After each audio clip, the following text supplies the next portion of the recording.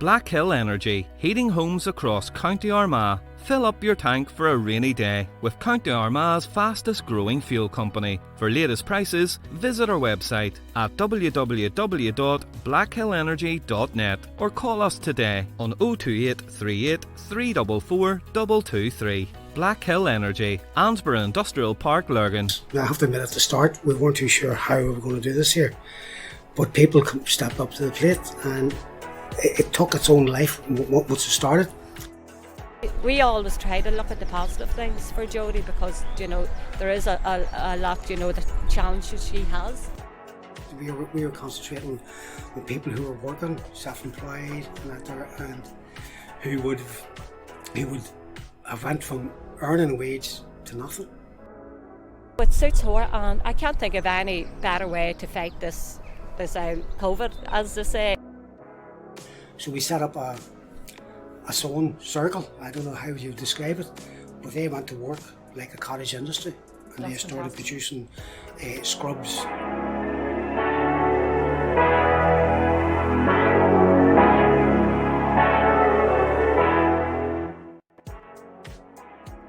Welcome once again to our podcast. This is your host Elaine Ingram, and you've just been listening to two of your chosen winners at Armagh I People of the Year Awards. This is the first of two podcasts featuring your winners. For this episode, we spoke to Bernie O'Connor, the mother of Jodie O'Connor, who won the Inspirational Young Talent Award. And then we spoke to Stephen Fields, who you chose as the winner of the Community Impact Award. So let's hear from both of them now. I'm here with Bernie O'Connor, who's the mother of Jodie O'Connor, who won the Inspirational Young Person of the Year for Armagh I, and a worthy winner she was too. So the first thing is I'd like to maybe ask you a little bit about Jodie herself. She's not here with us today, but no, Jodie's not here with us because Jodie would find it difficult, to stand and sort of have a conversation unless it's about something that really interests her. So she's at home. Well, Jodie's at 24, and she's our world, and like everything changed because of lockdown. So, well, Jodie, just to explain, Jodie has autism. Jodie has autism, yes. And for somebody with autism, to be in lockdown must be a tremendously difficult thing. When that happened, we thought, oh my God, sure, it's going to be a couple of weeks or it's going to be something. But total lockdown, we're in over a year now. And at the start, everything changed. We had started up a wee group here in Armagh, and we had run it ourselves for 3 years, 3 times a week. So it meant Jodie and other ones were able to get out, they were able, to meet up socially. Because autism, you really do need routine. Routine is probably the most important thing, isn't it? Routine is a big thing, and just to have certain things to look forward to, like ourselves, when last thing at night, Jodie has said, "Let's bed first then." So she needs to know what's happening the next day, and it's just literally to have that something the next day. So as you'll understand, that then with lockdown, there was completely nothing because we had to stay away from people. There was no social interaction for her, or that's what I say. Our group stopped, so we were literally in the house. So is this where the idea for all of her activities and fantastic achievements come up? Now you yourself, I can see here, we're here in the Palace Dance, and you're a runner yourself. We've been doing running over 6 years, and we got Jodie involved in the walking aspect of it because we're a big indoor park run, and from that that helped Jodie sort of socially and to get out and keep active. And it being a routine, as you say. Routine, and she knew that was happening, and we'd say to her, Jodie, we'll go here or we'll go there. We'd go to say that some close places, there's Alexa, Lockgall, there's Gosford, there's here at the Palace. There's various places that kept her walking, and we knew she would enjoy it, and as we walk, we would have to keep her motivated and interact with her the whole way. She likes jokes and she likes a bit of fun, so that's a big thing for her to keep her active. So that's how it all started anyway. And, you know, we thought, well, when she's doing all this walking, it's helping her, and so we may as well help other people. Yeah, so you decided you may as well do for charity since she's doing it anyway. So tell us a little bit about the charities that she's... Yeah, well, we've done for various charities because, you know, throughout this we had seen different charities had put up, and because they were finding it difficult to fundraise, because of the lockdown, they couldn't get out and fundraise either. So our first one, one of the first ones we done was the Southern Area Hospice in Newry. Yeah. So we set Jodie a target of doing a marathon over 13 days. So she really took to it, and the weather was great back then. And we done another wee one, which was 100,000 steps challenge, and she done that over 10 days. And again, you know, for every mile, I said, Lord Jodie, right, I ain't going to give you £1, and we had this big jar, and so we give it to her and she put it in there. So that's how it all started. And that was for Special Olympics. That was Special Olympics, which she raised £131 over 10 days, you know, for this. So the next one after that, we have a few here that she's done now. So the next one, we had done one after that, and it's for a charity, and it's called IOTB. DP, and it's just for children over special needs, kids over in Belarus. So she had raised... Oh, that's wonderful. Yes, she had done that also, and it was the same thing, you know, when we walked, we were giving her the money, and she'd get home, put it in her box, and I would put it up, you know, on social media, and different people have seen it, and they would have said to me, oh God, we'd like to donate to Jodie's maids, the maids she's doing. Yes. And for example, look, when she done 10 maids, I know there was different ones said, God, we'll put £10 till Jodie's cover every maid she done. So, you know, it continued that way. And she also, around where we live now, we live in Darkley, outside Katie, but our local parish, for 1 month there, she raised £70. So she donated the £70 to the local parish, which they just love to have as well. So she also raised £200.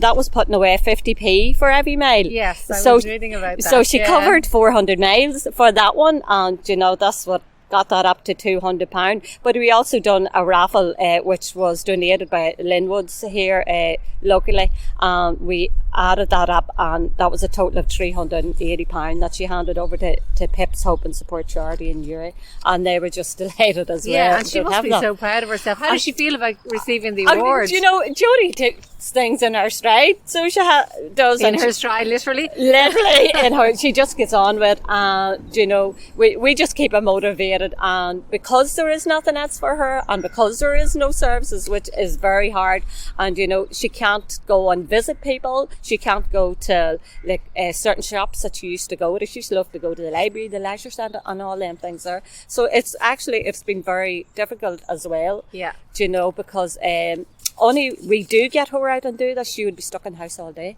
Yeah. And she would stay in the computer. She would go from the computer to the iPad, but then she would get stressed out. You know, so yes, she needs to. She has to have something else. Yeah. And you know, that was a difficult thing too. So we are so thankful that this has helped her, and it is. And it's helped other people. It has helped other people, you know. So. And she came up with the doing it my way. She did. Where did that tag come from? Well, you know, that came from that time we were doing the marathon, and I says, because obviously, you know, when people do a marathon, you go out and expect to do it in one day, but for Jodie, she wasn't able to do that in one day. So she wouldn't be. Yeah. We says, right, well, Jodie, you know, you do it your way. Yes. So we named it, you know, I mean, knew she could do it over the 13 days. Yeah. You know, whatever made she done every day. Come the end of it, you know, she was just eager to keep going. So that just helped us to keep the whole thing going. And know? Are there any more things on the cards? Right, well, you know, we've just finished this one. Oh, yeah, we've just done this one, right? We're just handing the money over here this morning till another local lady. She's just finished her maids now in March, right? And she raised £100, which also included a few donations that was donated from family, and just a couple of people that knew what she was continuing to do. So it's going to a local fundraiser that a lady around Armagh is doing, and it's going to the renal ward in Daisy Hill Hospital. So that's fantastic. So after lockdown is over, which hopefully is going to be soon, is she going to keep this? Yes, it doesn't seem like it's something that's going to stop doing. No, I can't see it stopping. Yeah. You know, because this has kept her going, and you know what? It's great for her mentally and physically. To get out. So you've actually, found a new skill. We found, and it suits her, and I can't think of any better way to fight this COVID, as they say, fighting, building up your immunity and being positive and, and being outside. And, we always try to look at the positive things for Jodie because, there is a lot, the challenges she has. Yes. But, we never really look at that, and we always try to keep her positive and say, we'll do this or we'll do that, and, So, and this is National Autism Week. This is National Autism Week. And you have a poem, you said? Yes, I have a poem, but I'm not the best at reading poems. But give it a shot. I'll give it a go, right? Walking this autism journey together, it's so worthwhile. Wouldn't change a thing when we see you smile. No one really realises how lucky we are. They just haven't got a clue to have someone so special, someone like you. Gonna keep on trying, that's all we can do to make this world a better place for you. Oh, that's lovely. So that's really nice. Thank you. Usually, at this time of the year in April Awareness Month, we always would have done something, but we would have done a run or something around here. We would have organised, because we're so involved now with the running and all that, we would have organised to do a run and to raise autism awareness at this time of the year. So we're doing they set up like a 7 challenge, they're calling it. So you can do anything, like for, say, I would do like a 7 mile. Yeah. Jodie's going to do like 7 miles over the 7 days. Yeah. So various things we're going to, raise awareness this whole week doing it that way. Yeah. So we are. And do you think facilities are good for autism at the moment? No. Is there a lot need to be? Not just at the moment, but I mean in general. In general, I really don't think so. No, there's a lot more that needs to be done. Because as I had said there, we had to open our own place here in Armagh. Done it for 3 years. Didn't get no backing. I had to physically go out and fundraise to keep that going. It took us £10,000 a year to keep that going, so there's £30,000 we had to fundraise and just get out, and people were aware of what we were doing because the lack of services. And for example, for Jodie, who is not very hands-on, that wee group suited her. She was able to go in and mix with others and done different activities and done social skills and all the rest. But as you know now, that was all lost come the COVID. So it's very hard to see if we are ever going to get that group up and running again, unless with the lacks of the powers to be, the support will get behind it and see that's a much needed service in the area. And it's all we want is something for the likes of Jodie and everyone has to have something in their life, like ourselves, to look forward to and get out. And what about schools, facilities in schools? Well, because Jodie is out of school now, I think the schools are pretty, like they have a wee local school here. They have sensory rooms. And they have the Lisnally Special School here in Armagh is really brilliant. Jodie went till she was 19 and, she would have got all the therapies when she was there. What age is Jodie now? Jodie's now 24. Yeah. So as soon as she left school, everything went out the window. She didn't have anything. Yeah. So that's hence how... So it's mainly for, older... like adults, the facilities aren't there. No, they're definitely not there. Out of school, as soon as they leave school, that's it. It's just as if they're forgotten about. Yeah. And their families. And which is a real worry because it's a real worry. And, because for us, we have to find things for her to keep her motivated. And if we don't, it stresses her out. And, that all these can lead to various problems mentally. And, for anyone that has nothing in their lives to look forward to, it's tough going. Yeah. So it does. But, saying that, if we wouldn't change a thing, Jodie, she completely changed our world around for the best. And, we love every minute getting out with her and keeping active and, motivating her, and she motivates us to keep going. Yeah. And is she happy with her award? Oh, she is. And, we have it up, we put it up in the wall now. So we of course. And why wouldn't you? And as soon as you come in the door, it's the first thing you'll see. So absolutely. I was so surprised that she got it. And, it just made our day when we heard she got it. It was just lovely to get. Well, you know, so it was. she's a very deserving winner. Actually, you know, in our eyes she was. But thanks to Armagh I, you know, they put these awards up, and it was brilliant. You know, it was motivating too. Okay, well, thanks very much for talking to me, Bernie. No and wish bother. Jodie Thank our you. very best. We will indeed, you know, and we keep at it. And Keep going. we will be. We'll see you out in the Please roads. God, you will hear. We're always out the roads. So I'm here with Stephen Fields, who won the award, the Community Impact Award for Armagh I People of the Year Awards. Congratulations to you, Stephen. Thanks very much. And tell us a little bit about what your role is and what it is that you actually do. Well, my role here is Community Development Programme Manager for the West Armagh Consortium, and it's all about community development and support for local groups, residents associations, things like that there. You know? Which is busy enough at the best of times, but you've had some year. Oh, it has been unbelievable. You know what I mean? Yeah, because you were part of the COVID response team and getting the PPE and everything out to nursing homes and all sorts of stuff like that. So what did that involve? Well, 2020 will be known for the year of COVID. I mean, it's started from this time last year. We started up as a community development program manager. We decided that we would try and get a community response and organise community response whenever the COVID-19 crisis became more apparent. I know there was a bit of run up in March and people were not so sure, but whenever the lockdown came down, that was it. It was certain.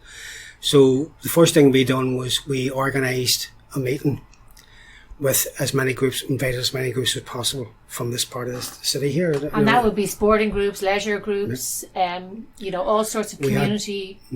We had residents associations, we had the parish office from the Catholic Church here, we had sports groups, GAA, hurling, soccer, and anybody that wanted to come along, we invited along with it. I think it was about 18 separate identity of groups at that meeting, all represented. And from that meeting then we decided that we would do some sort of a community response. Now I have to admit at the start we weren't too sure how we were going to do this here, but people stepped up to the plate and they actually just, it took its own life once it started. The first thing we were conscious of was a lack of PPE. Yeah. And we were fortunate enough in that one of our members had a contact with an individual who was able to lay his hands on PPE from industrial sources, like the PFF3 masks. Yes. He was able to get them from painters. Because they were like gold dust at the start. Remember? So he could get them from painters and manufacturers in that way, and we were laying our hands on them. So the first couple of weeks of our response was primarily focused on providing PPE to care homes, to hospitals, and we went all over. Went up as far as Derry. That's the type of thing that no doubt saved many lives. Oh, well, surely we done care homes and saved on care homes. We done hospitals. We were supplying. There's pictures of us. We have evidence, not evidence. Sorry, long term. We were promoting people as well. From Craigavon Hospital. Was this early on in the phase when they were still contesting whether masks and stuff like that were even necessary? This was early on. We were the lockdown. There was a novelty, maybe a wee bit more with the lockdown at this stage, as opposed to and people were not so sure. But from there, the next thing we found out was scrubs. There was an awful shortage of scrubs, and the community groups themselves, through our own programme in the West Armagh Consortium, had been delivering sewing clubs and sewing session with ladies who come into the groups and done sewing in the classes at night and that stuff. So we set up a sewing circle. I don't know how you describe it, but they went to work like a cottage industry. And they started producing scrubs a very, very good And quality probably scrubs. masks as well. Not so much at the Not so start much now, at the start now. but later on, yes, masks. In fact, we still have somebody who produces masks, you know. But they were in their scrubs. We bought some scrubs initially because whenever money started becoming available, we used that. But it was obviously cheaper for us to get them made in that way, and we done it. And they were more local then, you know what I mean? So we had, I think at one stage, about 35 seamstresses working in cottages within their own homes. How hard is it to organise something like that? It was fairly difficult to keep a track of it all as it all progressed. But there was a good team here. I have to admit now. The consortium itself provided the nucleus. This building was the core of it, and everybody gravitated around it. You know what I mean? For the packages, for the so on, everything was picked up and dropped off here. We done the logistics, and we done paperwork and all that. Anything that was needed. So that was part of our role as community development. I mean, if we weren't going to But step it's a into the role streets, that you found yourselves in, and you had to think on your feet because this wasn't something that anybody could have planned for. So to be able to, pull this together, obviously just takes, you just we're like. it's just, yeah, I understand what you're saying. It's the organisation of it wasn't something at the first meeting that we planned. If somebody had the first meeting and said, in a month's time we will be doing this here and that there and that and the other, I wouldn't have believed it. I have to be truthful. But it took its own life. You know what I mean? It progressed from the PPE into making of scrubs, into supplying further and further afield. Like we supplied up as far as Derry and down to Louth. I mean, don't get me wrong. I'm not saying we were the main supplier, but we give PPE to anybody who asked us. We would give, if we had it, we give it to them. We didn't say no, you can't get it because you're not from Armagh or anything like that. There, no, we give it out, and that was the whole idea of it. Craigavon got PPE of us. As I said, hospitals around Tyrone, and down as far as Louth. I think it was we went to the hospital in Louth. And how are things at the moment now? I mean, we're starting to come out of lockdown. Have you found that there's been other stuff that you've come across that's been needed, or? Well, at the moment, it is.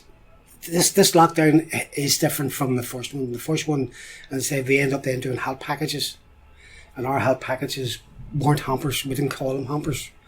They were groceries. We were pretty early on in it.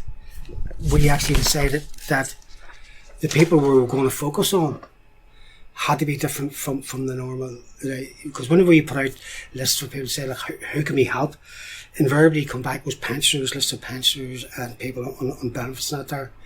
And we made a decision earlier on that they weren't necessarily the people that were going to be affected the most by COVID, simply because their finances, although not flush, weren't changing. We were concentrating on people who were working, self-employed and that there, and who would have went from earning a wage to nothing because there was no furlough at that stage. Yeah, especially self-employed, because self-employed were very hard hit. Very hard hit because so we focused on now don't be wrong, there's pensioners or people on benefits who, for health reasons and all that, needed assistance, and we done it. So the last of our packages, as we call them, were right through till August before we finished. And at one stage we were doing about 150 a week.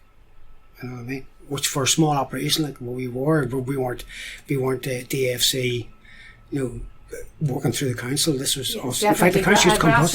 The council actually came to us with some people that they couldn't cope with. You know what I mean? The DFC one would have maybe been oversubscribed, and we got a number of referrals. Would be the best way of doing it. So, but that was into that. There it started to peter out a bit, as I said, in July.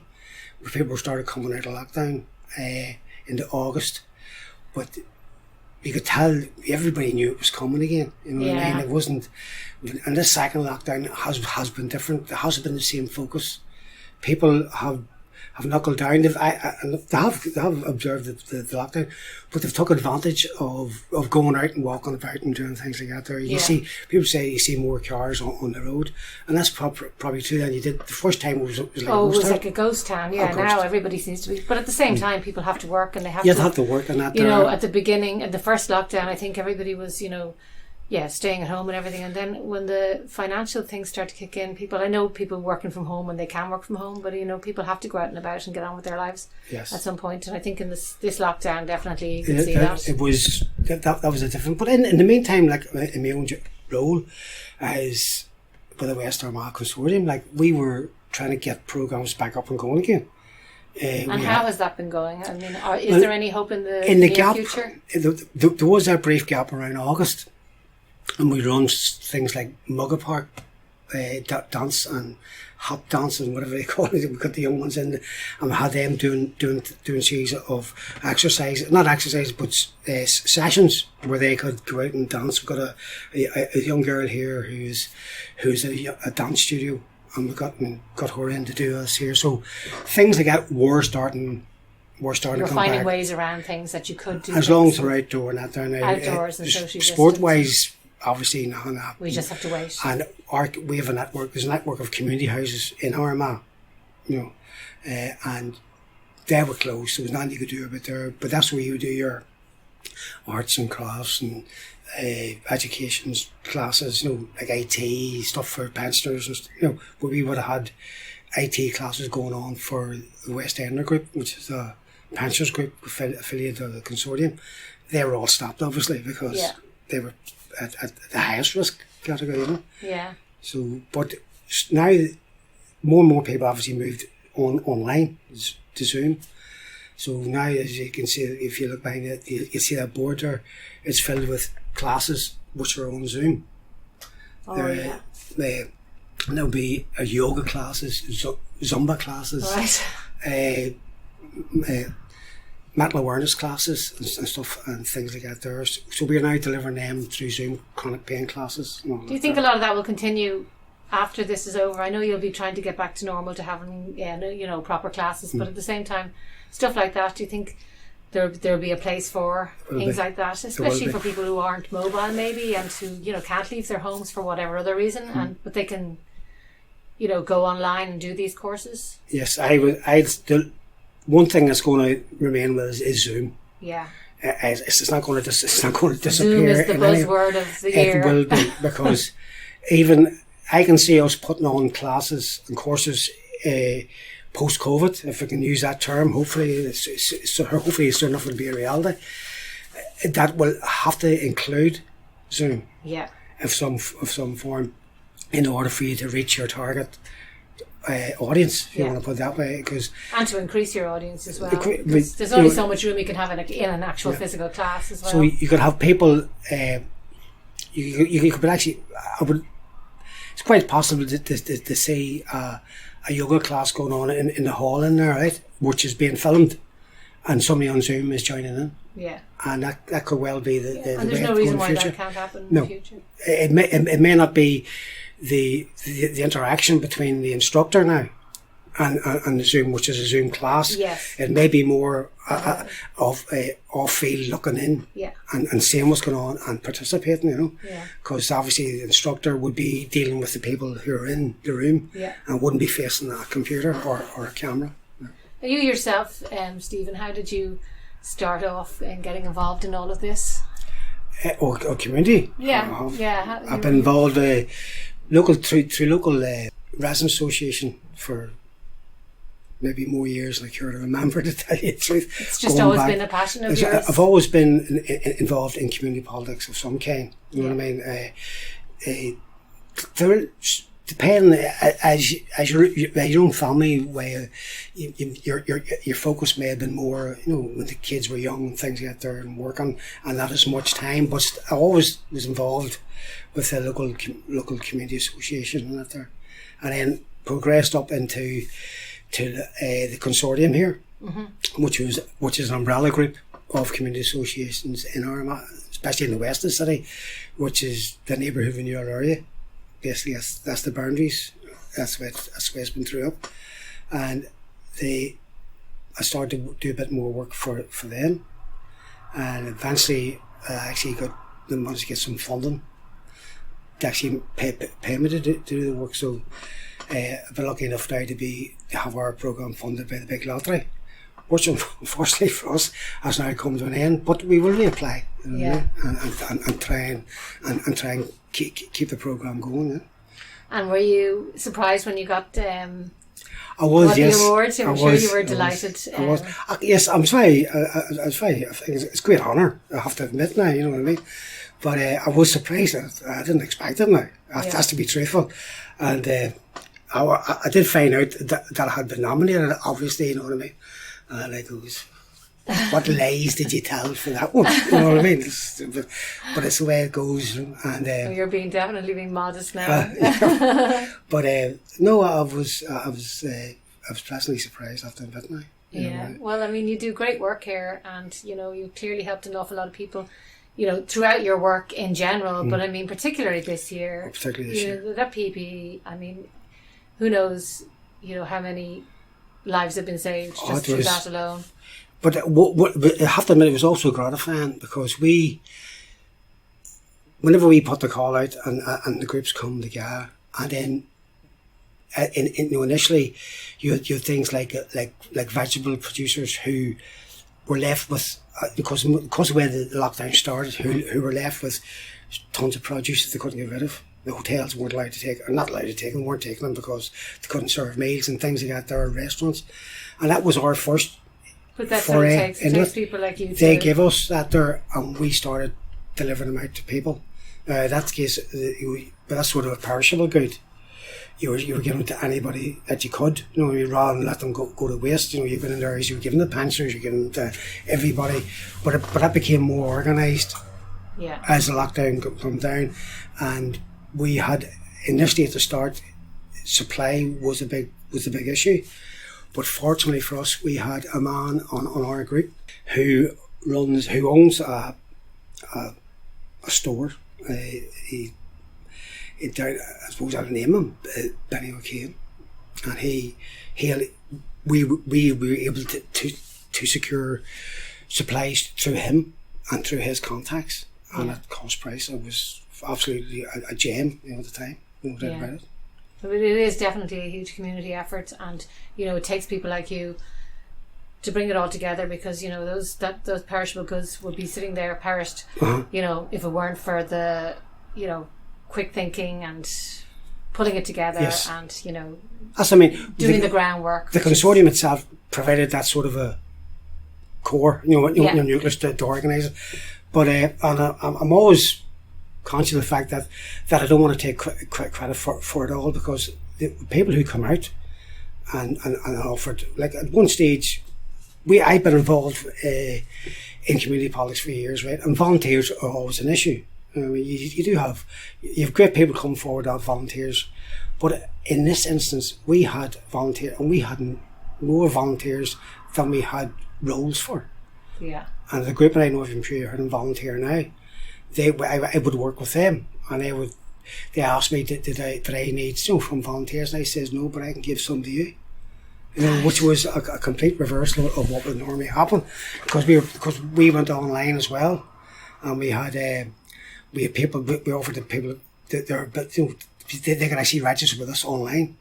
So we had people registered not just from Armagh, but from around the whole surrounding area. It just goes to show, what people, the power of just people. Yeah, and ended up, I was talking to the girl I know, she's from volunteering now, and I said, they're so they're closer to St. Uri than they are to us, or they're closer to Katie or something there. Maybe they should be going to help them than us. So it was the people who stepped up to the plate, no doubt about it. Yeah.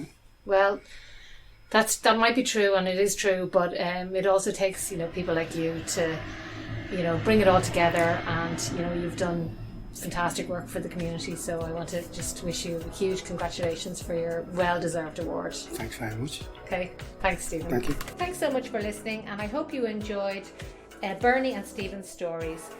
Next time we'll be joined by Carer of the Year, Philip Johnston, the winner of the Tourism and Hospitality Champion Award, Leanne Gillespie, and the winner of the Sports Person of the Year, Gary McCoo. So I hope you join us then.